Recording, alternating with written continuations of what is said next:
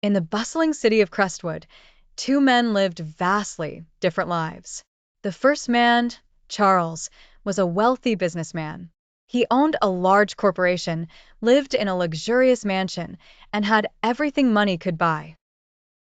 He drove expensive cars, wore designer clothes, and dined at the finest restaurants. To Charles, success was measured by the size of his bank account and the prestige of his social circle.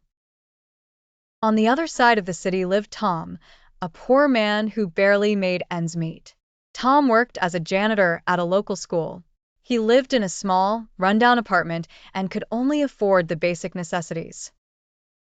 Despite his struggles, Tom was always smiling.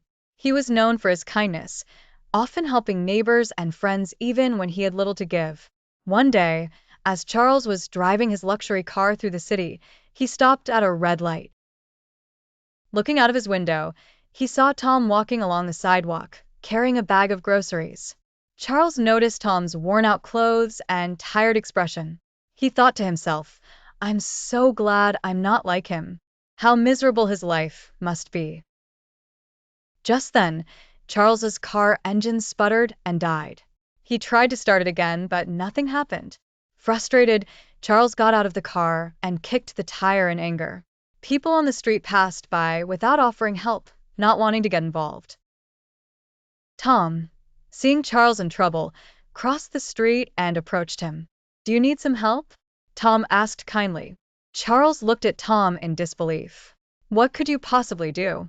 Do you even know anything about cars?" Tom smiled and said, "I might not know much, but I'm willing to try." With Tom's assistance, they managed to push the car to the side of the road. Tom then suggested checking the engine. After a few minutes of tinkering, Tom found the problem. It was a loose wire. He fixed it, and the car started again.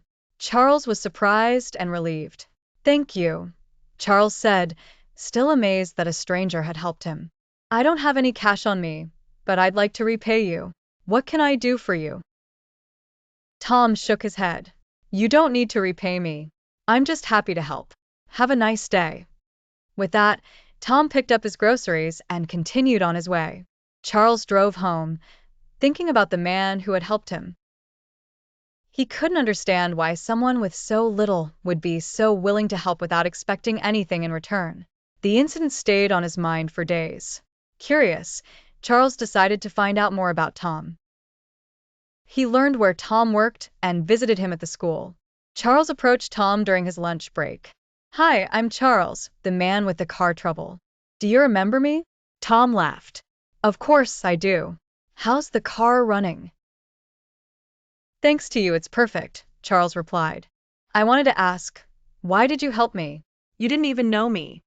Tom thought for a moment and said, "I believe in kindness. Helping others makes the world a better place, and it makes me happy. I may not have much money, but I have my health, my friends, and my peace of mind. That's enough for me." Charles was taken aback by Tom's words. He had never met someone so content with so little. He decided to spend more time with Tom, hoping to understand his perspective on life.